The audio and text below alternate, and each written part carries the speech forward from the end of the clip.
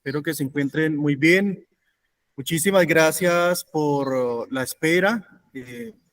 Estaba muy bien el sonido, pero a la hora de iniciar hubo un pequeño problema que ya estamos logrando resolver. Entonces, vamos a iniciar.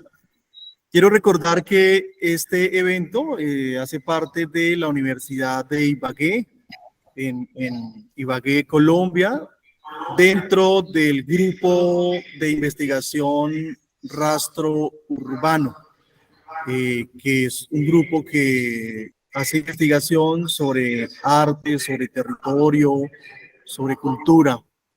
Entonces, nuestro encuentro, nuestro llamado en el día de hoy es para escuchar al querido Juan Antonio Fernández, que nos va a estar hablando sobre la poética carcelaria en la posguerra española. Eh, Juan Antonio, eh, Juan Antonio, Juan Antonio Fernández Rubio, que es de Lorca, España, licenciado en Filología Árabe por la Universidad de Granada.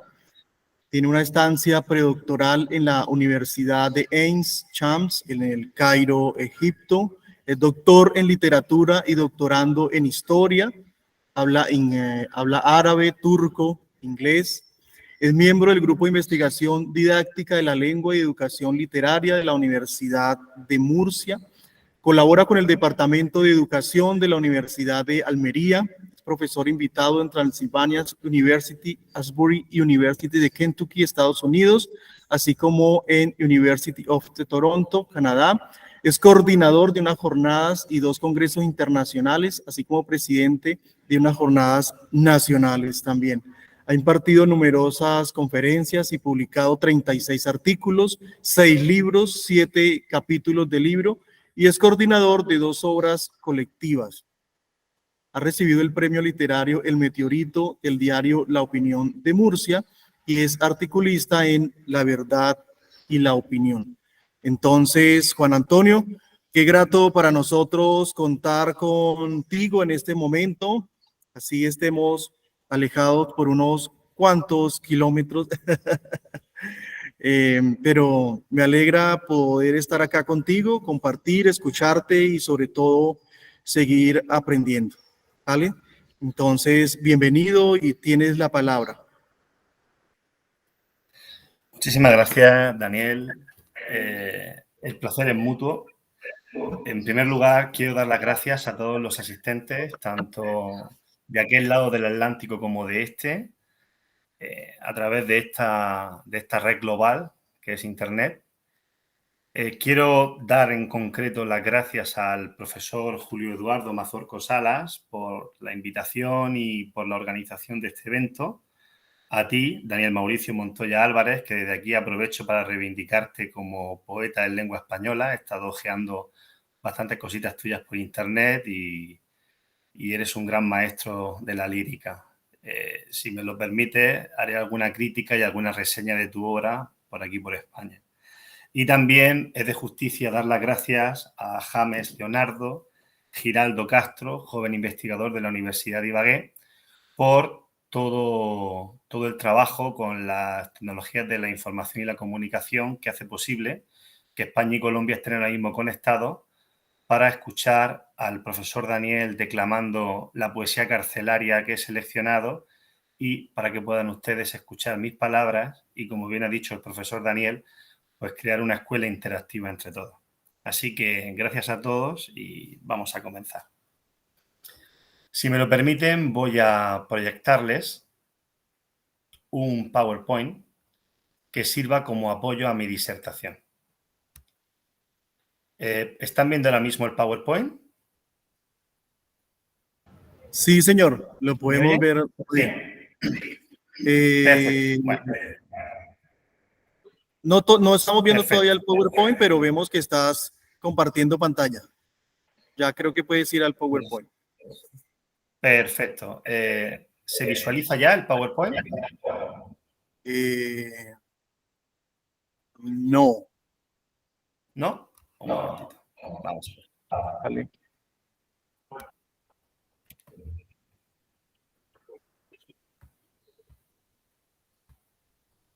Voy a volver a intentarlo. Listo. A ver, compartir. Aquí sí se ve. Perfectamente. ¿Lo ven ahora? Ahora sí se puede ver. Perfecto, Sí. muchísimas gracias. Bien, bueno, pues en primer lugar, esta sesión consta de los siguientes apartados. La necesidad de este estudio, que sería una justificación de por qué es necesario hablar de la poética carcelaria de la posguerra española. La relación o vínculo entre la literatura y la represión. La evolución de la poesía a través de la represión franquista. Concretando, nos acercaremos a los poetas murcianos represaliados, tanto de ideologías de derechas como de ideologías de izquierdas, y cerraremos con una conclusión donde recojo algunas reflexiones, tanto mías como de otros teóricos. La necesidad de este estudio es precisamente hablar sobre el estudio y el análisis de lo que supone la poesía carcelaria en España. A nivel nacional ha sido una cuestión que ha sido hasta hace pocas décadas, desde que existe la Ley de Memoria Histórica recientemente denominada como Ley de Memoria Democrática, podemos decir que ha sido un tabú. Ha habido cierto miedo, cierto respeto, más que miedo, de publicar o indagar sobre la represión de los escritores durante la dictadura franquista. Las primeras muestras de esta cuestión las abordó el catedrático emérito de la Universidad de Salamanca, José María Balcells, en dos antologías: La poesía castellana de cárcel y La poesía del destierro. En ambas obras se puede ver precisamente cómo esa voz poética que sufre la represión se expresa y evoluciona con el pasar del tiempo. Pero sin duda alguna, la obra cumbre dentro de esta línea de investigación es el tratado o ensayo de Andrés Trapiello, Las armas y las letras, que abarca el desarrollo literario, especialmente de la poesía, durante el conflicto de la Guerra Civil. Si hablamos de tabú, reduciendo el círculo, llegamos a las comunidades autónomas. En España, la división administrativa del reino son las comunidades autónomas, lo que creo que en Colombia corresponde a los departamentos territoriales. En el caso de la región de Murcia, donde yo vivo, tenemos historia de la literatura murciana de los profesores Francisco Javier Díaz de Revenga y Mariano de Paco. Esta obra configura el canon oficial de la poesía, la narrativa y el teatro murciano. Esa obra pasa de soslayo, es decir, de puntillas, por la guerra civil y la posguerra. Y otra obra interesante del académico Ramón Jiménez Madrid es Narradores murcianos de antaño, que, como pueden apreciar por su portada, recoge la historia de los narradores desde 1595 hasta 1936. Esta obra acaba, este ensayo finaliza antes del inicio del conflicto de la guerra. Por lo que la necesidad de este estudio se hace muy necesario a nivel nacional, pero sobre todo en las diferentes comunidades autónomas. La relación o vínculo entre la literatura y la represión es absoluto dentro de España. El castigo y la escritura se articulan en tres vertientes: la cárcel, donde podemos encontrar autores como Miguel Hernández o el dramaturgo Antonio Buero Vallejo; el exilio, en poetas como Juan Ramón Jiménez, León Felipe, Antonio Machado; o la ejecución, con el poeta bohemio Pedro Luis de Gálvez, Antonio de Hoyos y Binet y, cómo no, Federico García Lorca. Si queremos encontrar las raíces del vínculo entre la represión y la literatura, debemos retrotraernos al génesis de nuestra identidad nacional, es decir, la Edad Media. En el Mester de Juglaría, en el poema de Mio Cid, se aprecia el castigo en la figura de su protagonista, a través de su primera parte, el Cantar del Destierro, donde, acusado de robar unas parias, es decir, unos impuestos recaudados a los reyes moros de Granada y Sevilla, es acusado don Rodrigo Díaz de Vivar por García Ordóñez ante el monarca Alfonso VI de Castilla, por lo que sufre destierro hacia Valencia, conquistando posteriormente este reino de taifas y dándoselo a este rey, por lo que recibió el perdón. De ahí la célebre frase de este cantar: qué buen vasallo si hubiese buen señor. En el Mester de Clerecía nos encontramos con el arcipreste de Hita, Juan Ruiz, quien en su célebre libro de buen amor, reconoce en su introducción que escribió esta obra estando en la cárcel. Leo Spitzer y el poeta del 27 Dámaso Alonso consideran que se trata de una cárcel alegórica, es decir, que se trata de la liberación del cielo divino en oposición a la condenación que supone vivir en la tierra. Pero de una vertiente más literal, algunos teóricos han comprobado que sí fue encarcelado por orden del arzobispo Gil Albornoz, precisamente por esa vida tan licenciosa que como clérigo llevaba y que recoge en su libro. El germen de la poesía de cárcel se encuentra en el romance del prisionero del siglo XV, del que a continuación el profesor Daniel Mauricio nos va a leer sus versos. Romance del prisionero. Que por mayo era, por mayo, cuando hace la calor, cuando los trigos encañan y están los campos en flor, cuando canta la calandria y responde el ruiseñor, cuando los enamorados van a servir al amor, sino yo, triste, cuitado, que vivo en esta prisión, que ni sé cuándo es de día ni cuándo las noches son, sino por una avecilla que me cantaba al albor, matómela un ballestero, dele Dios mal galardón. Muchas gracias por tu declamación, Daniel. Si ustedes se fijan, desde una visión ligeramente filológica, este romance se divide en dos partes. La primera parte, que por mayo era, por mayo, cuando hace la calor, cuando los trigos encañan y están los campos en flor, cuando canta la calandria y responde el ruiseñor, cuando los enamorados van a servir al amor. Ahí se aprecia en esa primera parte un tono de felicidad. Lo que se puede también observar en el amplio mundo semántico de términos como trigos encañan, campos en flor, canta la calandria, el ruiseñor, los enamorados y al amor. Las aves son fundamentales en la poesía de cárcel como símbolo de libertad.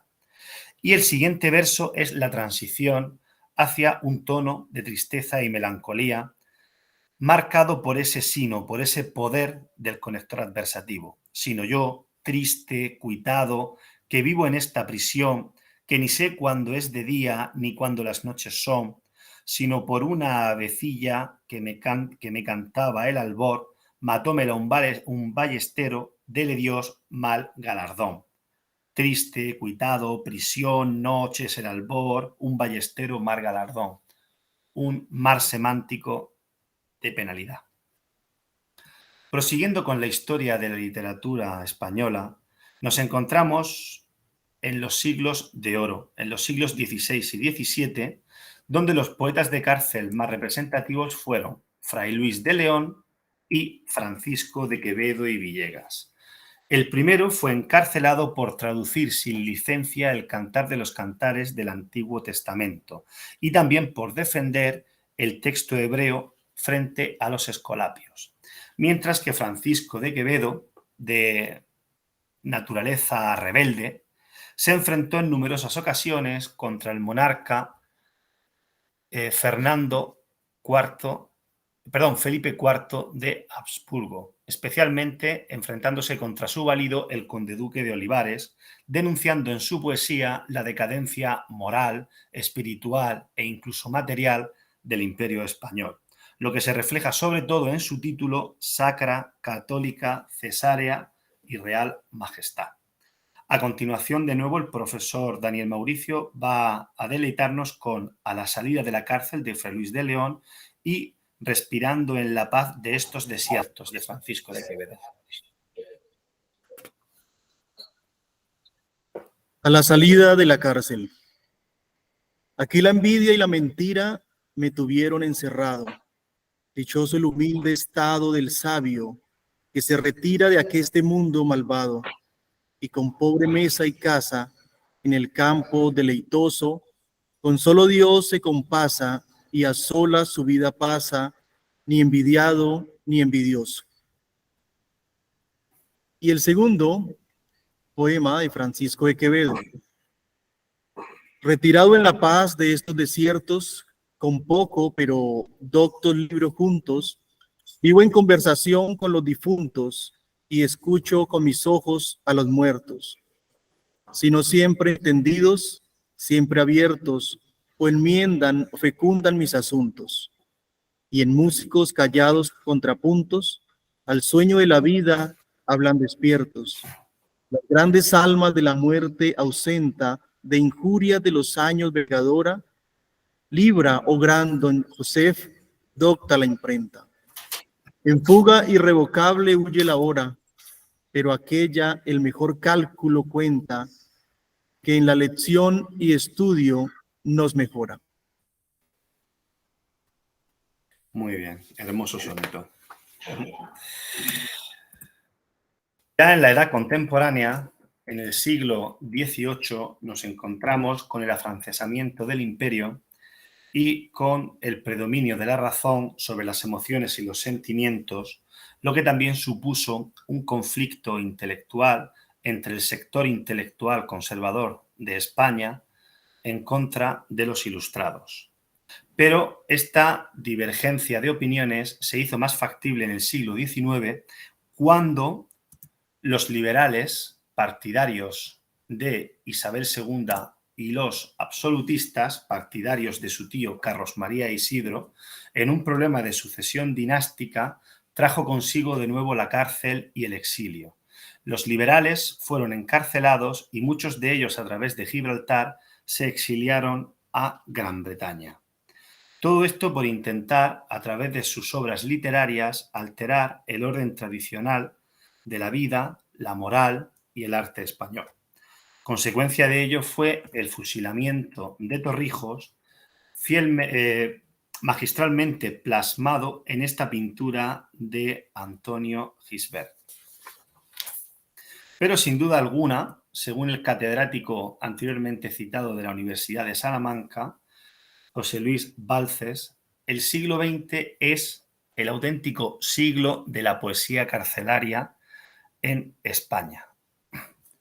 Podemos apreciar que al margen de la dictadura Primo de Rivera, del dictador Primo de Rivera, en la que hubo una férrea censura eclesiástica contra el arte y la literatura, destacó sobre todo la Guerra Civil Española. La Guerra Civil Española provocó la división del mapa de España en dos zonas o dos regiones totalmente opuestas. La republicana, fiel al Estado, y la fascista, en connivencia con los sublevados. En ese momento, intelectuales, escritores, periodistas y artistas comenzaron a ser encarcelados. Por el lado de la intelectualidad de la derecha, destaca este señor de pronunciado bigote, conocido como Pedro Muñoz Seca, dramaturgo, máximo representante del astracán, subgénero teatral menor de carácter cómico, en el que se parodiaba al teatro en verso de la época, y autor de la graciosísima obra de 1918, La venganza de Don Mendo. Este señor fue encarcelado por el Frente Popular y fue ejecutado en el trágico episodio de Paracuellos del Jarama, cuando el ejército republicano se hallaba huyendo después de la invasión de Madrid por las tropas del general Franco. Y por el lado de la izquierda, cómo no, el poeta y dramaturgo universal Federico García Lorca, quien destacó durante la Segunda República en las misiones pedagógicas a través de la compañía de teatro universitario La Barraca.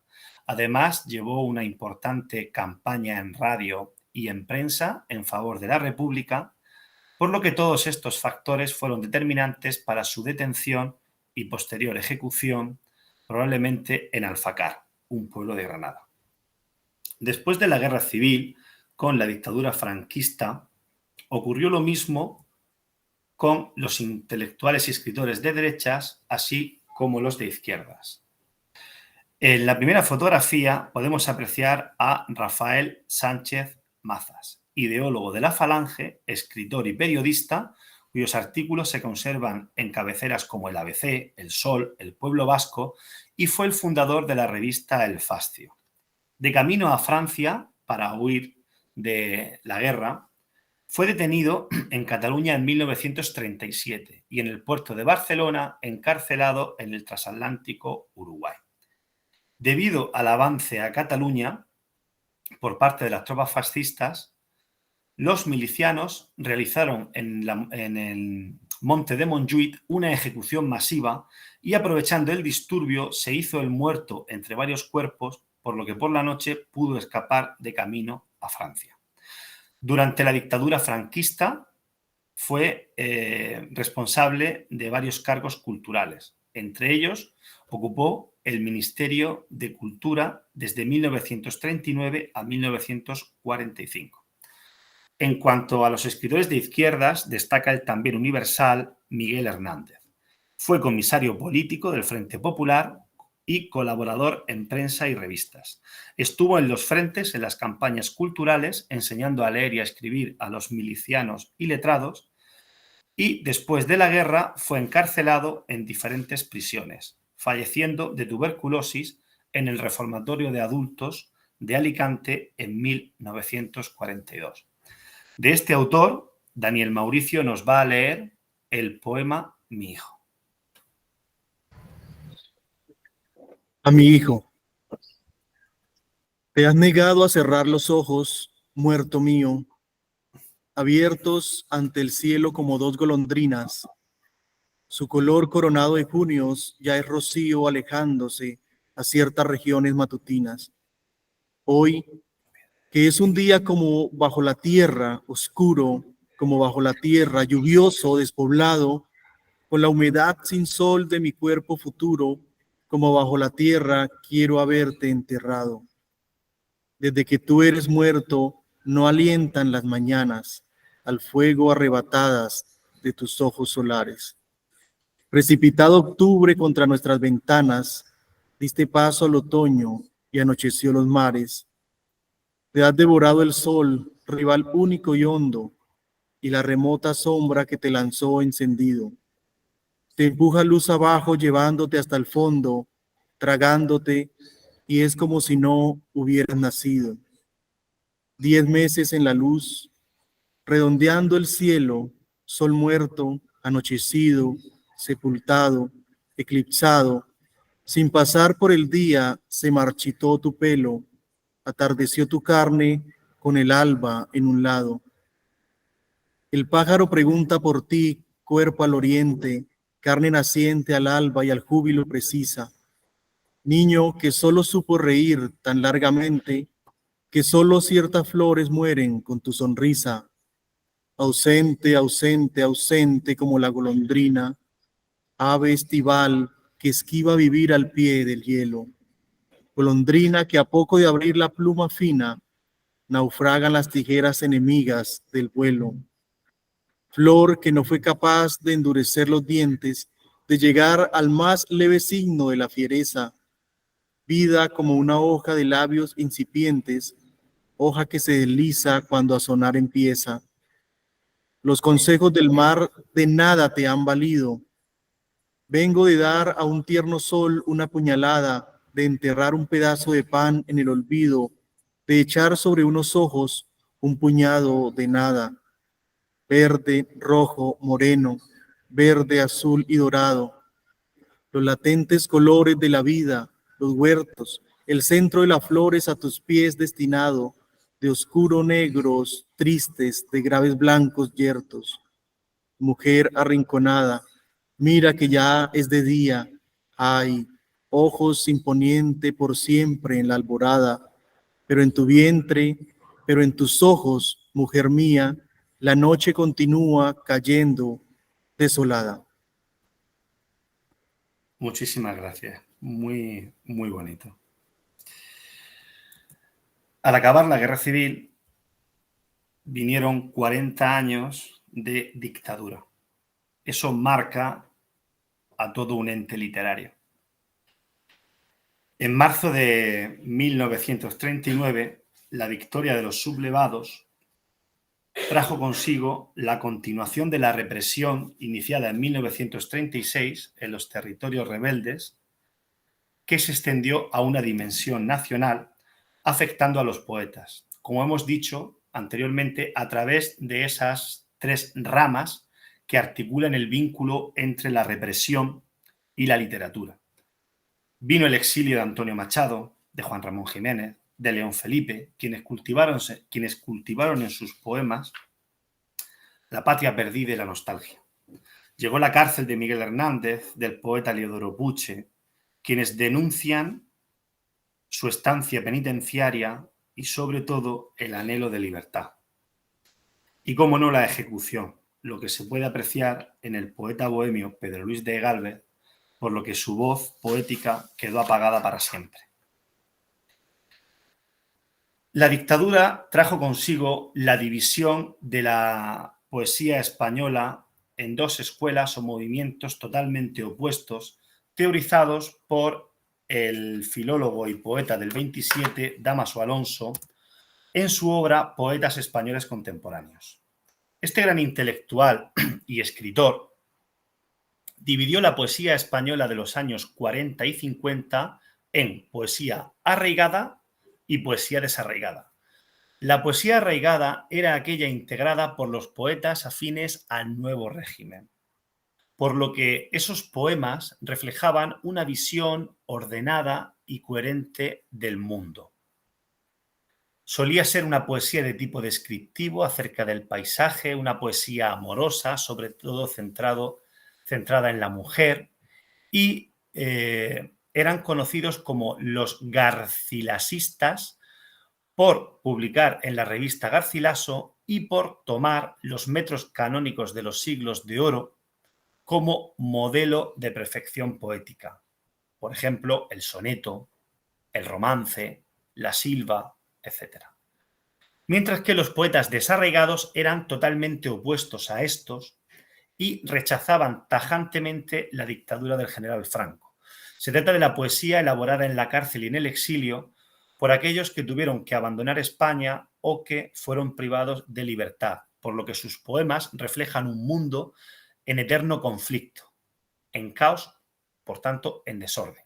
Se trata de una poesía de vertiente existencialista, siguiendo las líneas de su fundador, Miguel de Unamuno, y cercana a la poesía francesa del periodo de entreguerras de autores como Jean-Paul Sartre y Albert Camus. A diferencia de los anteriores, desde el punto de vista formal, optaron por el verso libre como símbolo de libertad, pero también como idea de desesperanza.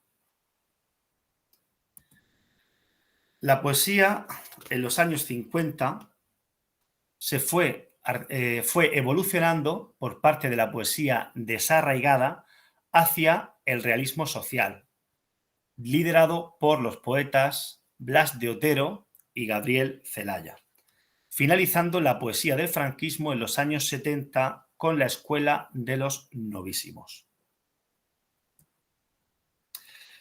Estrechando el círculo, en la provincia de Murcia, el estudio y análisis de la poesía de cárcel es un tabú mayor. Prácticamente no hay nada. Somos pocos los que hemos empezado en la última década a interesarnos por esta cuestión. Sí que se están empezando a hacer muchos estudios de carácter histórico, social, económico, por investigadores como Florent Dimas Balsalobre, el catedrático de la Universidad de Murcia, Pedro María Egea Bruno, pero en el ámbito literario prácticamente no hay nada. Esto se debe principalmente al problema que hay a la hora de poder consultar las fuentes. Cuando comencé a trabajar en esta línea, me encontré que a la hora de estudiar la represión carcelaria de los poetas de derechas de Murcia, era prácticamente imposible poder llegar a conclusiones por lo inaccesible de las fuentes. Sí que he encontrado en alguna obra, como por ejemplo en Totana Día a Día, una obra de efemérides elaborada por el cronista de esa ciudad, Mateo García, en la que me encuentro, por ejemplo, dos efemérides como esta. 25 de marzo de 1939. Los internos del campo de trabajo componen una canción titulada Adiós a Totana. La letra de agradecimiento a la ciudad se cantaba con el himno nacional. Y 28 de marzo de 1939, el poeta José María Gallo compone una hermosa poesía cuando se encontraba interno en el campo de trabajo de nuestra población, la cual titulaba Caballero prisionero. Por el título se trata evidentemente de una poesía de cárcel que además puede tener cierta intertextualidad o cierta relación con el romance del prisionero, pero por desgracia ambos textos, el de la canción Adiós a Totana y el del poema Caballero prisionero, no se conservan. Este señor que ven ustedes es el abogado Miguel Jimeno Castellar, natural de Lorca, mi ciudad. Sobre él he podido indagar, a través de la familia y de documentación personal, algo de su historia. Se trata de un poeta de corte modernista epígono. En 1929 publicó su poemario Torre de Silencio, que recibió el premio de autor Nobel de la Cámara de Comercio entregado por el diputado a Cortes Calvo Sotelo. Fue falangista y fue detenido el 7 de octubre de 1936 en una redada que realizó el Frente Popular en la ciudad de Lorca contra la falange en la clandestinidad. Se le encarceló en la cárcel del Partido Judicial de Lorca y fue trasladado a la prisión provincial de Murcia. Por desgracia, tan solo he podido analizar en cuanto a poetas represaliados de derechas en la provincia de Murcia a este autor. Sin embargo, en cuanto a los poetas represaliados de izquierdas, es mucho más sencillo, ya que en el arsenal militar de la ciudad de Cartagena se conservan los expedientes de los tribunales franquistas, es decir, los procesos sumarísimos de la tercera región militar en la que los periodistas e intelectuales fueron condenados, es decir, los documentos de sus condenas. El primer poeta de izquierda que vamos a tratar en esta conferencia es Francisco Frutos Rodríguez. Se trata de un poeta de vertiente tradicional quien cultivó la poesía panocha, es decir, en variante dialectal murciana. Lo que se puede apreciar en sus obras, La romería de la Fuensanta de 1927 y Rosica la del Casón de 1929. Este señor era un librepensador, católico y marxista, quien supo aunar en sus versos y en sus declamaciones la fe con el materialismo dialéctico. Durante la Guerra Civil publicó una revista de número único titulado El Miliciano, es decir, en variante dialectal murciana, El Miliciano. Se trata del poeta de mayor compromiso político y uno de los máximos representantes de la poesía carcelaria murciana, junto con el lorquino Heliodoro Puche Felices. En esta revista se aprecia una poesía de denuncia, como por ejemplo Que no nos traigan a la morisma, donde denuncia los excesos de las tropas marroquíes afiliadas al ejército de los rebeldes por pertenecer al protectorado español en Marruecos. También se aprecian poemas de denuncia sobre el papel de los fascistas y de los nazis, tanto italianos como alemanes, en la Guerra Civil Española, y poemas de compromiso que pide a la juventud que se afilien voluntarios en el Ejército Popular para luchar en favor del Estado. Este autor sufrió cautiverio en la prisión provincial de Murcia y en el campo de trabajo de Totana, a la que pertenece esta fotografía de julio de 1941, tomada por ser el día de comunión de los presos. Su poesía carcelaria se caracteriza porque en ella ve en Cristo un ejemplo de cautiverio y en sus estrofas denuncia las injusticias penitenciarias, así como políticas que le han llevado a la cárcel. Dos claros ejemplos de ello son los poemas Soliloquio de un facha, que se basa en el lema franquista de una, grande y libre, así como en el poema de corte cristiano, en el que introduce algunas palabras en variante dialectal murciana: creo en Dios, hacedor del universo. Por favor, Daniel, si nos puedes deleitar con tu declamación. Soliloquio de un facha. Es un poema que está dividido en 3 partes medianamente extensas. La primera se llama Una, la segunda parte se titula Grande y la tercera parte Libre. Entonces leeré o iniciaré leyendo la primera parte. Una. Somos 20 millones de españoles. 19 son rojos. ¿Quién lo duda? 10 millones al hoyo, fusilados. 3 a la cárcel, otra sepultura. Y quedan 3 que, a fuerza de hacer colas y de comer verduras y panecillos de cemento armado, en un año se marchan a la tumba. Y quedamos los justos, 1 millón, todos unidos, convivencia pura, España una. Segunda parte, grande. Toda España para 1 millón de fachas, no cabe duda, no que ser grande. ¿Cuántos campos de fútbol, cuántos rings, cuántas plazas de toros, cuántos bares y conventos, iglesias y cuarteles? ¿Que habrán algunos en la España grande? Y si se agrega a toda esta grandeza el imperio gigante que van a conquistar los falangistas, lanzándose a buscarlo por los mares, resucitando la epopeya antigua de Colón y Pizarro y Magallanes, pues se asegura que hay un continente que van a descubrir los de Falange. Del corazón las fibras se estremecen y el patriotismo en nuestras venas late. Oh, qué dicha, Señor, ser españoles de esta España imperial, España grande. Tercera parte, libre. Así es la España que queremos, libre. La libertad es nuestro lema hermoso. Libres para matar a los que estorban y no piensan lo mismo que nosotros, y al que proteste se le pega un tiro, se le encarcela o se le pone un bozo. Libertad de los curas y los frailes para insultar a los reclusos rojos y de los carceleros o verdugos para ponerles como a Cristo el rostro o apalearles como a criminales y vejarlos, cualquier que sea el modo. Libertad de los jueces y letrados para volver a falsear los códigos. Libertad para hacer un pueblo hambriento que se vaya muriendo poco a poco mientras su pan se va para Alemania a hinchar la panza del tudesco odioso. Libertad para hincharnos de dinero con el extraperlo y los negocios. Así es la España que queremos, libre, pero libre no más para nosotros. Me encanta la ironía que maneja este poema, Juan. Estoy de acuerdo, Daniel.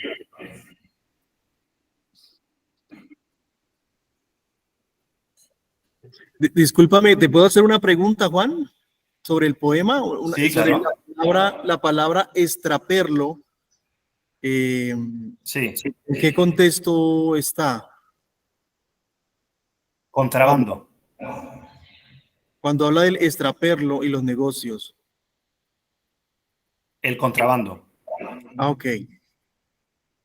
No sé en Colombia si la palabra es la misma, el contrabando, creo que sí, es las mercancías clandestinas que entran a un territorio sin pagar impuestos y se venden bajo mercado.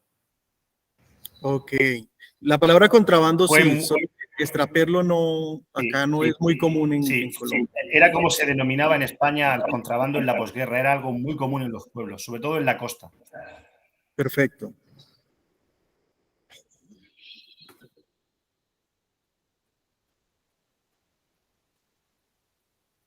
Y el siguiente poema ¿Daniel? se titula, sí, El siguiente poema se titula Creo en Dios, hacedor del universo.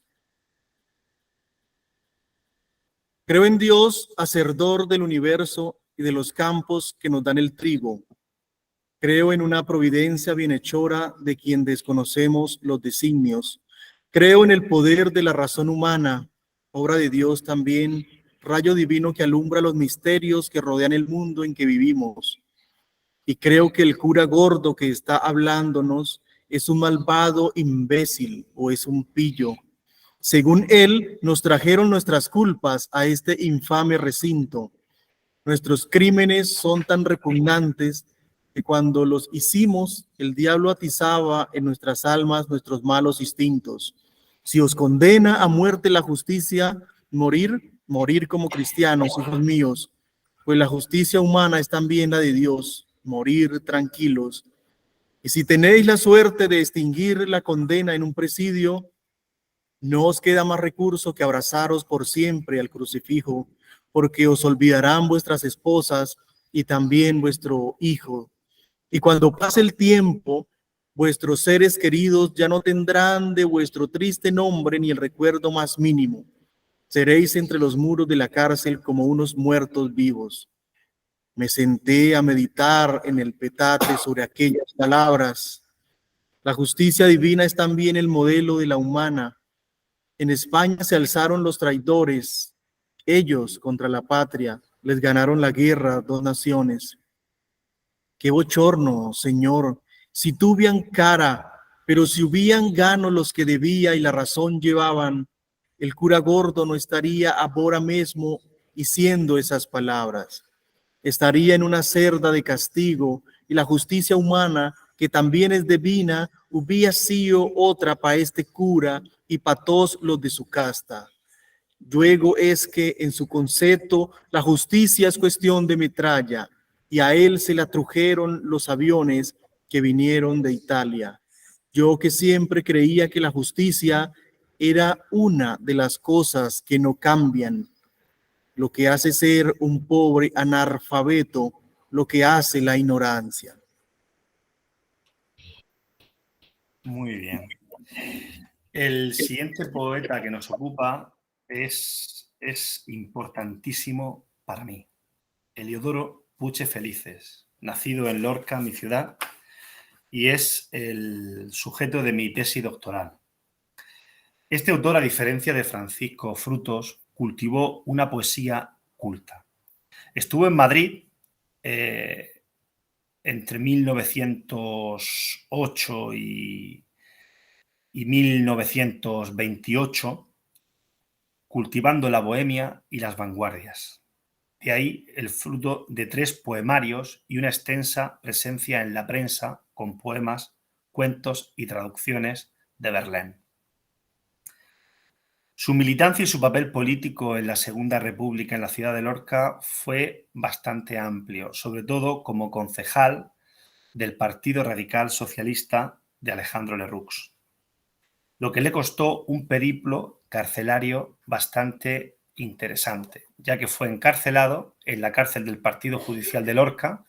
Después se le trasladó a la cárcel de las monjas de abajo, una cárcel habilitada en el convento de las Clarisas de Santa Ana y la Magdalena, de nuevo en la prisión del Partido Judicial de Lorca, se le trasladó a la cárcel central de Murcia, donde fue juzgado, y de la cárcel provincial, una vez que se leyó su sentencia, a la cárcel central de Totana, a la que pertenece esta fotografía, esta otra,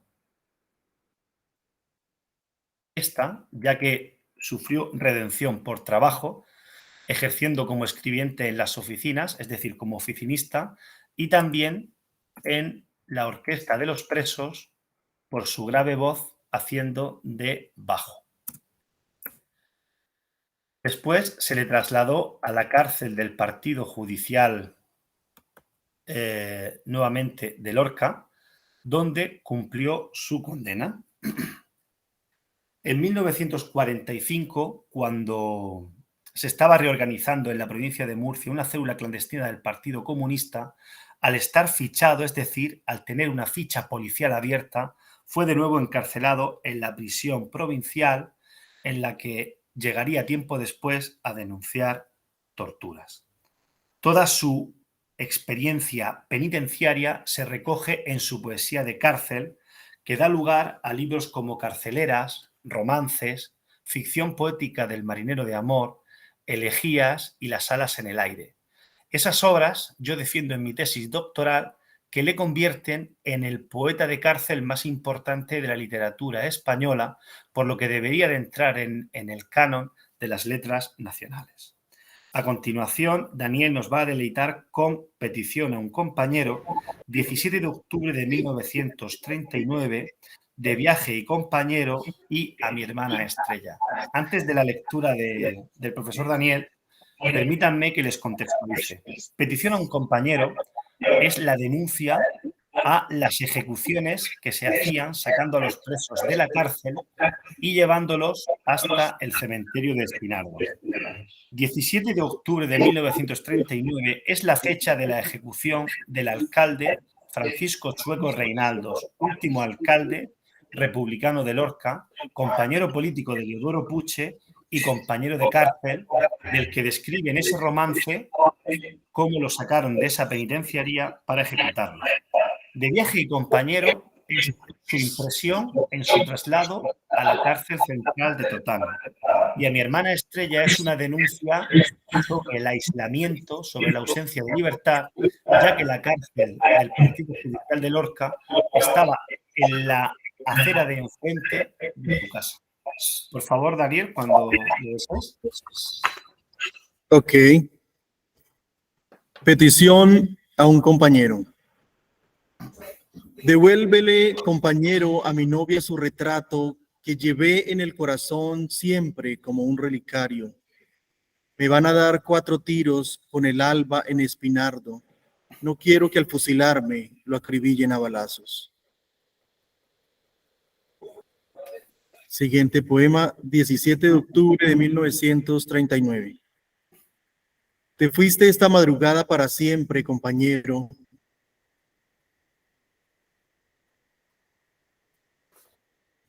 Te fuiste esta madrugada con los últimos luceros entre tricornios sombríos y relámpagos de acero.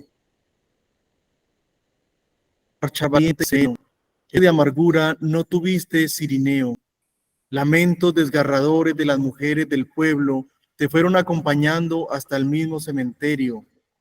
Ante el piquete fascista caíste como los buenos, con el puño levantado como una masa hacia el cielo. 4 palomas volaron de tus heridas del pecho y a los puntos cardinales se llevaron tu gran sueño. Siguiente poema, De viaje.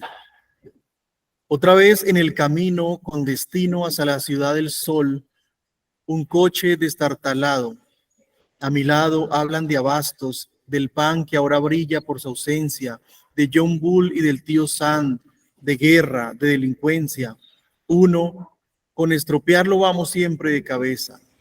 Hay pan y con qué comerlo, responde el otro y bosteza. Ya llegamos.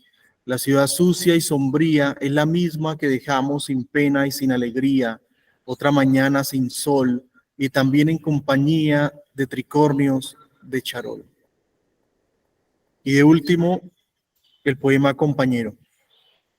Como 2 hermanos siameses, vamos el otro preso y yo. La cuerda al brazo nos ha unido. Mi dolor siente su dolor. Es mi carne, su propia carne. Oigo latir su corazón y es su frío, mi propio frío. Su calor, mi propio calor. Hemos aunado nuestros actos, pero nuestras almas son 2. No sé lo que piensa de mí, ni él lo que de él pienso yo.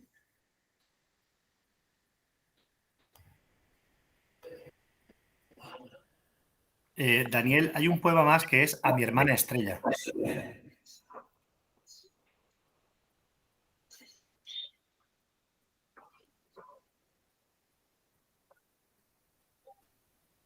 No tengo ese poema, Juan. Lo leo yo entonces, si me lo permites.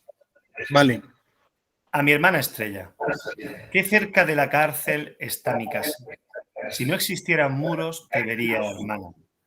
En la iglesia vecina repican las campanas, agudas, juguetonas, cristal y plata. Campanas, esta tarde repicáis en mi alma, recordándome aquella niña tan olvidada que casi no recuerdo de tan lejana. Qué limpios y qué puros recuerdos de la infancia. Traedme luz de ayer a sendas de mañana. Qué cerca de la cárcel está mi casa. Si no existieran muros, te vería, hermana. Evidentemente carezco del poder declamador de nuestro compañero, de Daniel, pero es un poema que a mí personalmente me conmueve mucho porque es que denuncia el aislamiento. Es que los que conozcan Lorca, la cárcel era anexa a la casa del poeta y todo lo que describe en esos versos es lo que echa de menos al otro lado del muro. El siguiente poeta, es Antonio Parabico. Tuvo una infancia difícil a raíz de la prematura muerte de su padre. Su tío, el sacerdote don Joaquín Paraguirao, le matriculó en las escuelas cristianas de los hermanos de la Salle, donde adquirió sus primeras letras. Fue muy amigo y compañero en política de Heliodoro Puig. También, junto a Heliodoro, estuvo en Madrid, en ese Madrid bohemio, participando en tertulias con Gómez de la Serna, Juan Ramón Jiménez y Federico García Lorca, entre otros. Se graduó en Magisterio en 1926, año en que consigue su mayor éxito literario con el poema Por la última vía, donde describe la hazaña del avión Plus Ultra que atravesó el Atlántico, por lo que recibió el Premio Internacional de Poesía del diario ABC. En 1929 publicó Cantor Rodado, un poemario modernista, epígono y cercano a las vanguardias. Militó en diversos partidos políticos como Unión Republicana, Izquierda Republicana y el Partido Radical Socialista. Fue el segundo alcalde de Lorca durante la República y fue uno de los principales responsables de la refundación del Partido Comunista en 1936, ocupando el cargo de secretario de Acción de Masas. En la Guerra Civil fue propagandista del Frente Popular y, a raíz de sus cargos en la política y de su papel como difusor de las ideas marxistas, sufrió un periplo carcelario similar también al de Heliodoro Puig, estando en las prisiones de Lorca, así como en la prisión provincial de Murcia. Al salir en libertad, sufrió pena de destierro y acabó exiliándose a Barcelona, amparado por un coronel de la Guardia Civil, su primo, y posteriormente exiliándose a la ciudad de Cartagena, de donde era natural su esposa, la maestra nacional Concepción Blázquez Mancebo. Esta señora, un año después de la muerte de Antonio Parabico en 1951, publicó un poemario póstumo titulado Corimbo, del que Daniel Mauricio nos va a leer los poemas Nada y Luto. Nada. Si me quitan las flores, me quedarán las hojas. Si me quitan las hojas, me quedarán las ramas. Si me quitan las ramas, me quedará aún el tronco.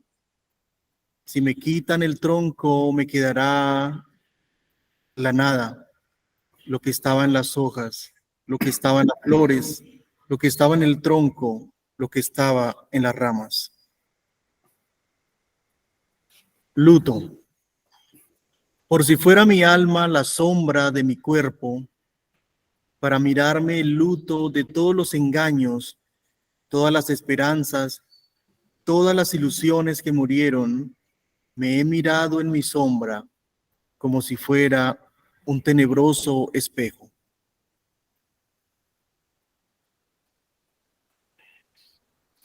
Muy bien. El siguiente y último poeta del que vamos a hablar es Antonio Sánchez Rebollo.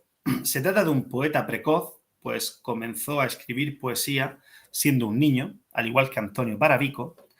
Durante su etapa como estudiante de bachillerato fue secretario general de la FUE, de la Federación Universitaria Española, de la que fue uno de sus fundadores.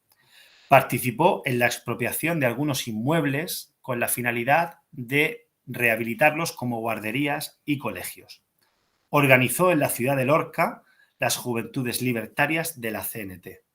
Durante los primeros años del franquismo estuvo en diferentes cárceles provinciales como la de Totana y la de Lorca.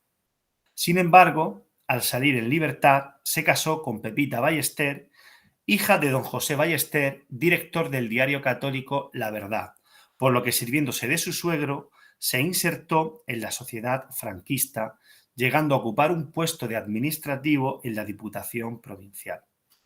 Su poesía principalmente ha sido inédita a través de manuscritos y meganografiados, donde destacaría el poemario de la lluvia y otros poemas, así como el extenso poema en alejandrinos Este puño cerrado. Además, se conservan algunos poemas publicados en la prensa y en las revistas de Feria y de Semana Santa de los años 50, 60 e incluso 70. También participó y colaboró en la revista Manantial y en la revista Al-Moutamid y en Arco y Liceo Azul. Esta última revista que pertenece a la Organización Juvenil Española, es decir, las Juventudes del Franquismo. Fue uno de los autores de la generación de los años 60 en Murcia y de él Eliodoro Puche llegó a afirmar que se trataba del más alentado de los jóvenes poetas de la posguerra. A continuación, el profesor Daniel Mauricio nos va a leer un fragmento de Este puño cerrado que compuso recién salido de la cárcel. Este puño cerrado. Fragmento de manuscrito inédito. Este puño cerrado no es el puño que oprime, que hace daño, que aprieta. Es la mano que quiere libertarse a sí misma, contener a sí misma todas sus libertades para que no se fundan como hierros quemados, porque no se confundan con el duro platino. Este puño cerrado es una mano abierta, un nuevo mundo en el que ningún colón de tránsito haya puesto su planta, ni rendido su hallazgo del hombre que no había aprendido a llorar a los pies de un imperio que empezaba a nacer. Este puño cerrado es una fontana de alegría, un venero que cumple con su misión de vena, en el que templan espadas de esperanza en la tierra todos los corazones que vivieron desnudos. Este puño cerrado no conoce la sangre, solo encierra entre hierros los dedos de su mano, la aventura del riesgo y la explosión del polen, porque el puño cerrado es un fruto de amor. Este puño cerrado es la trinchera, el foso que encierra a tanto hombre herido o muerto. Es una inefable lucha, la lucha noble, abierta, y también es la cuna y el vientre de la madre dolorido y espeso que va a parir ahora y ayer parió, y mañana parirá sin las sombras, a campo abierto como los sembrados alumbran sus mejores espigas. Este puño cerrado contiene el hoy y el siempre, el ayer y el pasado que fue ayer y es ahora, que es hoy mismo y mañana, porque el mañana pasa, está pasando ya para ser una base que sustente la vida y el ansia y el hervor de sangre universal que nunca se consume y siempre se consuma. Este puño cerrado es una esencia viva donde arraiga la fuerza que redime los hierros y da acceso a la aurora de un hoy a la mano ya. Porque los nuevos hombres que se están acuñando no conozcan el crudo batir de las cadenas en sus pulsos recién estrenados y libres. Me encanta ese cierre de ese poema, ¿no? Para que no conozcan el crudo batir de las cadenas en sus pulsos recién estrenados y libres. Bellísimo. Discúlpame el paréntesis de la emoción. La finalidad de la poesía precisamente es el conmover, y tú que eres un gran poeta, yo a ti te considero un poeta de altos vuelos, me alegro que espontáneamente hagas estos comentarios porque la finalidad de estos versos precisamente es esa, que estallemos de emoción. Gracias, Daniel. Para cerrar la conferencia, llegamos a la conclusión. Estos poetas represaliados, no lo fueron por sus escritos, aunque sus escritos sí se utilizaron como avales en su contra, es decir, como pruebas para su condena.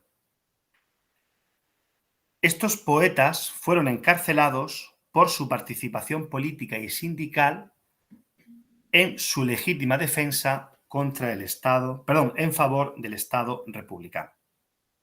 Fueron culpables retroactivos, y repito la palabra retroactivos, por cuestiones que eran legales antes del cambio del sistema político. Esto vulnera el derecho internacional.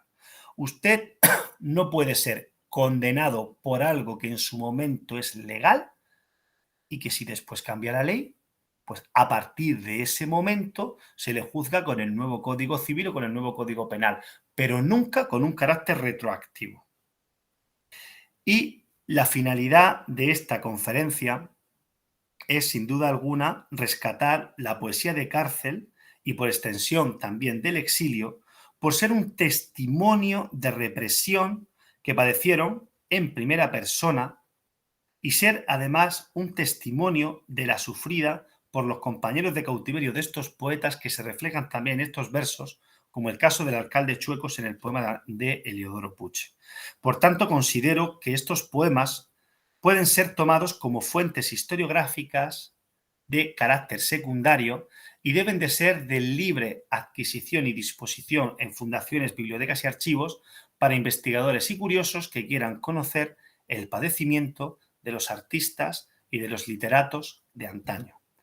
Muchísimas gracias por haber estado presentes, tanto en España como en Colombia, a esta conferencia. Espero que haya sido de su interés, que se hayan entretenido. Yo he disfrutado mucho, Daniel, de tu declamación.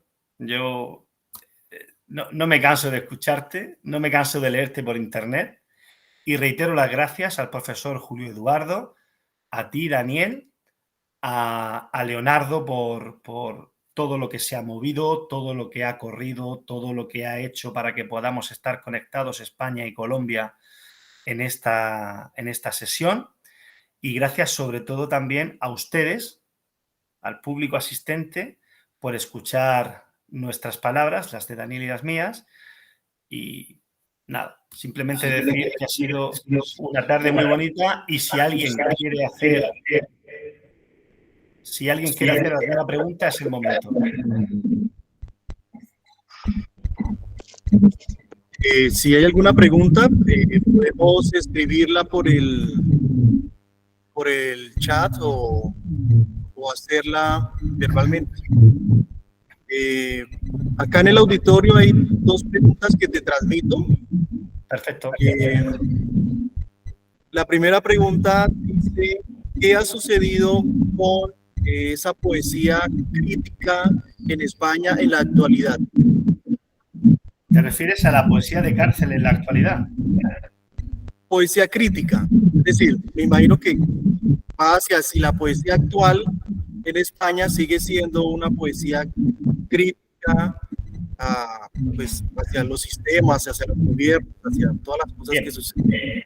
Entiendo. Yo te voy a dar, evidentemente, mi opinión. Aquí va a primar la subjetividad.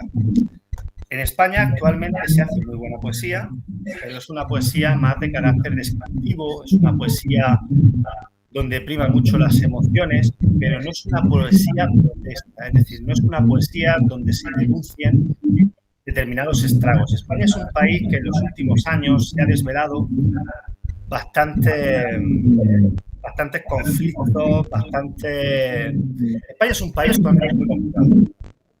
Arrastramos una historia complicada, tenemos problemas de nacionalismo, tenemos problemas de corrupción, además en las más altas esferas nacionales, y yo eso no lo veo reflejado. Yo siempre he dicho que en la literatura, no solo en la poesía, en la literatura hace falta una literatura crítica, hace falta una nueva generación del 98, hace falta un nuevo Unamuno, un nuevo Pío Baroja que proteste, que grite, que denuncie lo que está pasando.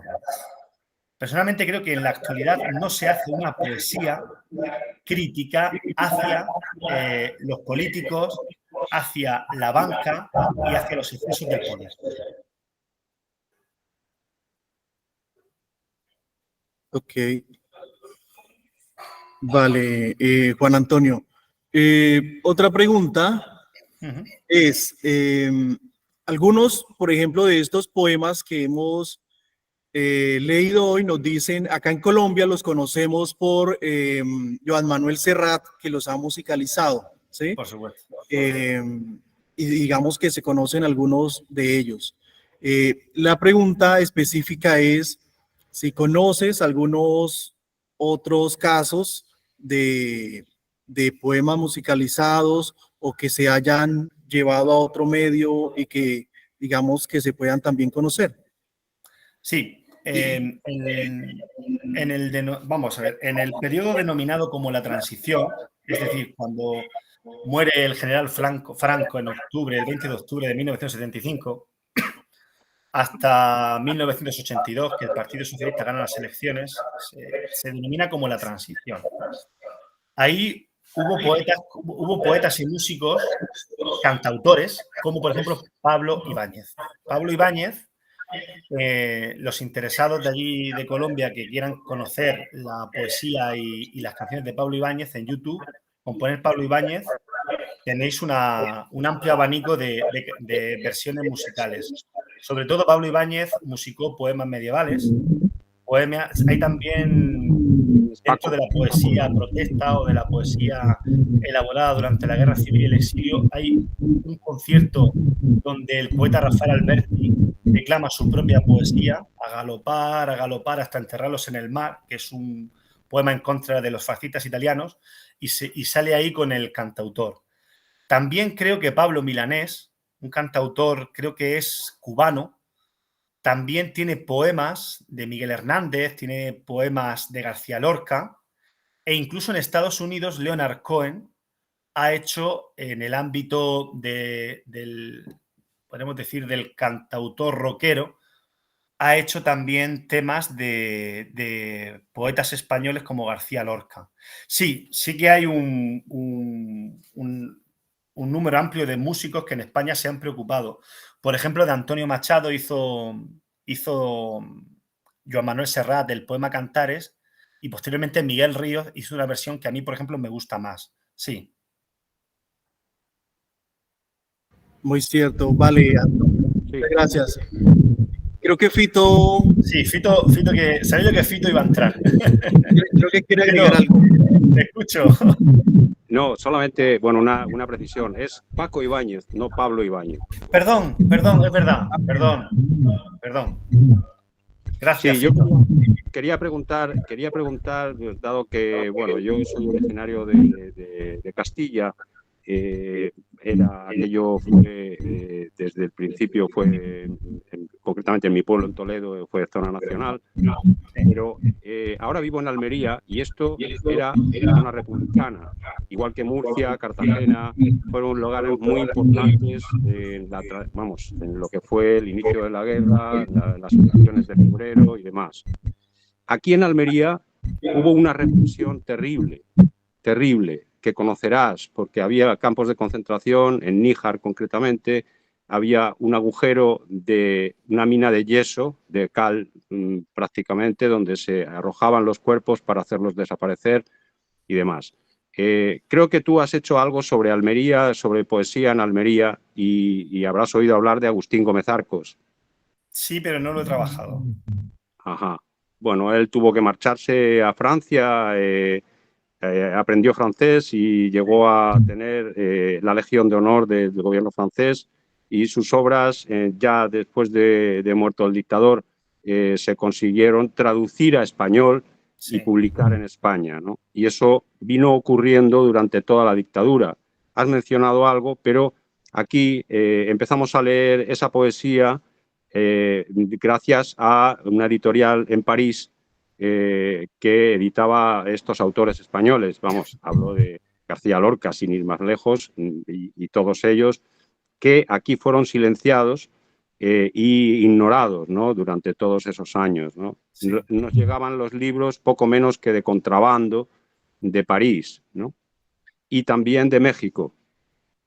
Sí. Entonces, no sé si tú has estudiado algo esa época aquí en esta zona, en la zona de Levante, que era zona republicana. Vamos, la zona de Levante me ha interesado siempre muchísimo en el ámbito de la posguerra. Sí, sí la he estudiado, aunque la zona de Almería, no tanto, más la zona de Murcia, Alicante. Por ejemplo, has hablado de editoriales y has hablado de autores del exilio que comienzan a publicar en una lengua que no es el español y que luego hay que traducirlos a nuestra lengua. Resulta que Miguel Hernández cae en el primer franquismo, es decir, del 39 al 45, en un gran ostracismo. Estaba prohibidísimo. Pues el primer país que se ocupa de la figura de Miguel Hernández es la Cuba de Castro. Castro llega al poder en 1959 y en el 60-61 se comienzan por editoriales cubanas, editoriales del Estado, a publicar y a reivindicar la figura de Miguel Hernández. Es precisamente lo que he hablado al principio, ese tabú que hay de hablar de la represión a escritores y artistas que ahora, gracias a esta ley de memoria histórica posteriormente renovada como memoria democrática, se está empezando a abrir. Pero, sin embargo, a niveles más estrechos, a niveles de regiones, como acabas de decir, de Levante, está por estudiar. El autor que tú me has dicho lo he conocido por profesores de la Universidad de Almería que me han hablado de él, pero yo no he tenido la oportunidad de poder leer algún libro. Si tienes alguno en esto y me lo puedes vender, te lo agradezco. Tengo bastante interés en ampliar aquella zona. Claro que sí, y también estaba Carmen de Burgos, que sí, la Colombine, por favor. Tuvo Salen que las crónicas de Rafael Cansino Sassén, en la memoria de un literato. Fue esposa de Ramón Gómez de la Serna y la primera mujer periodista que estuvo en el protectorado de Marruecos, cubriendo la guerra del Rif. Esa sí la conozco, claro que sí. Claro sí, que tuvo que irse de Almería porque estaba el marido la maltrataba y entonces cogió a su hija, se marchó a Madrid y tuvo la fortuna de conocer a Ramón y tuvo pues eso, la desgracia de que se enamoró de su hija. De su hija, un trauma que nunca superó. Sí. Además, Eliodoro Puche, de quien os he hablado, fue amigo de ella.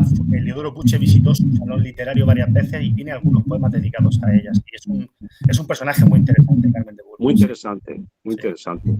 Y nada, solamente felicitarte por esta conferencia tan emocionante, ¿no? De verdad. Muchísimas gracias. Y espero que sigamos en contacto, porque estamos aquí a apenas 50 kilómetros.